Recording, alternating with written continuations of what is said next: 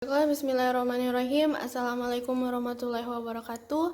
Jadi pada video kali ini saya akan membahas mengenai software development. Walaupun judulnya software development, tapi di sini saya akan membahas 4 konten. Yang pertama yaitu pengertian software development, kemudian proses pengembangan software development, kemudian metodologi pengembangan perangkat lunak, dan yang terakhir yaitu bahasa pemrograman. Jadi konten yang pertama yaitu pengertian dari software development itu sendiri.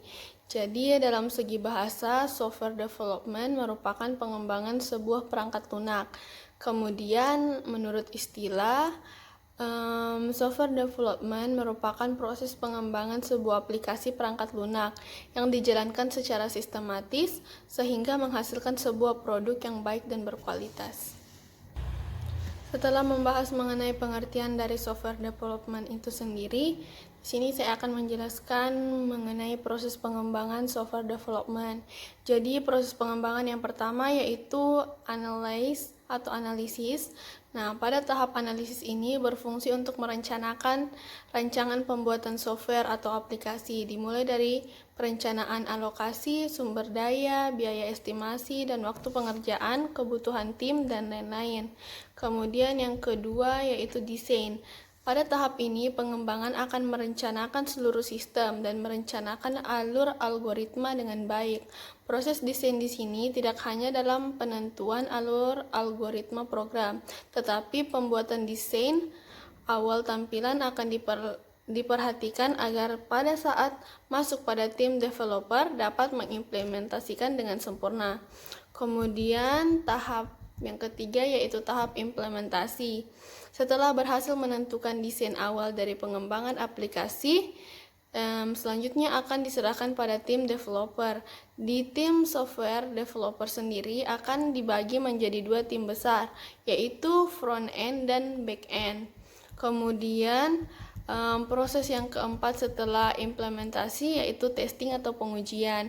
Testing di sini lebih pada pengujian program yang dibuat untuk mencari berbagai kesalahan seperti bug, error, ataupun permasalahan yang lain yang dapat muncul dari software tersebut.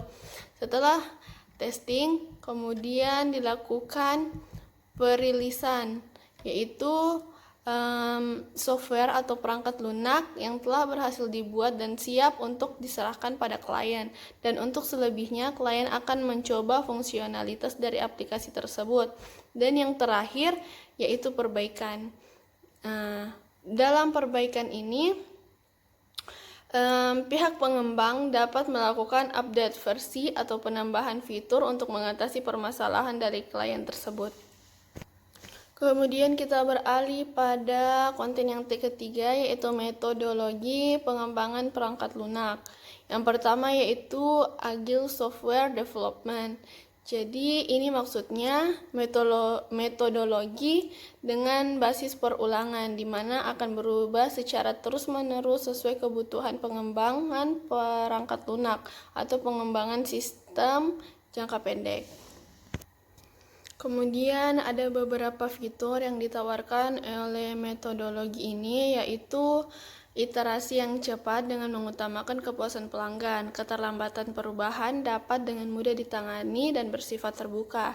Dinilai dari implementasi perangkat lunak menggunakan komunikasi antarmuka antara pengguna dan pelanggan maupun anggota tim.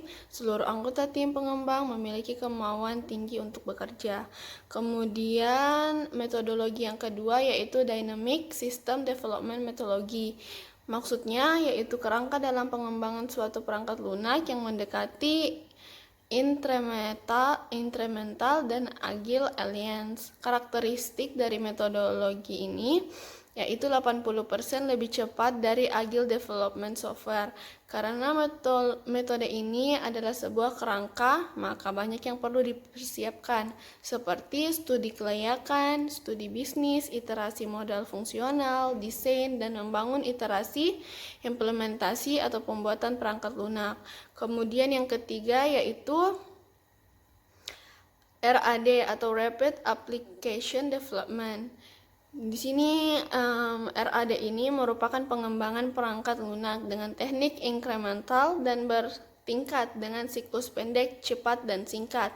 RAD diadaptasi dari metode waterfall. Di sini RAD lebih ditekankan pada kecepatan. RAD akan berjalan baik apabila pengembang mampu merumuskan kebutuhan dari ruang lingkup dengan baik. Tujuan dari RAD sebenarnya adalah untuk mempersingkat waktu antara recruitment planning, RAD, design workshop, dan implementation. Kemudian metodologi yang terakhir atau yang keempat yaitu Extreme Programming Development, yaitu metode pengembangan perangkat lunak yang cepat, efisien, berisiko rendah, mudah, bisa diprediksi, dan fleksibel. Extreme Programming ini berorientasi pada objek dengan tahapan planning, desain, dan coding serta testing. Ada 4 pilar utama pada extreme programming ini, yaitu komunikasi, kesederhanaan, umpan balik, dan keberanian. Kemudian kita lanjut pada pembahasan selanjutnya, yaitu mengenai bahasa pemrograman.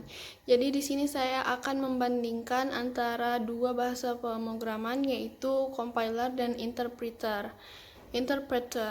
Jadi compiler di sini merupakan bahasa pemrograman yang memerlukan compiler seperti C, C++, dan lain-lain. Kemudian interpreter merupakan bahasa pemrograman yang memerlukan interpreter seperti JavaScript, Python, PHP, dan lain-lain. Kemudian ini merupakan tabel yang membedakan mengenai compiler dan interpreter. Jadi dari segi penggunaan, kalau compiler itu menggunakan source code setelah dikonversi menjadi machine code, sehingga waktu eksekusi program akan lebih singkat. Sedangkan interpreter lebih mudah digunakan untuk pemula yang baru belajar.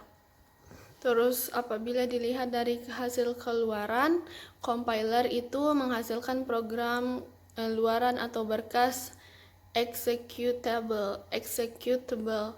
Contohnya seperti .exe yang dapat dijalankan secara independen. Kemudian interpreter dia tidak menghasilkan program luaran atau berkas seperti compiler. Jika ingin menjalankan program, maka harus melibatkan source code secara langsung selama proses eksekusi.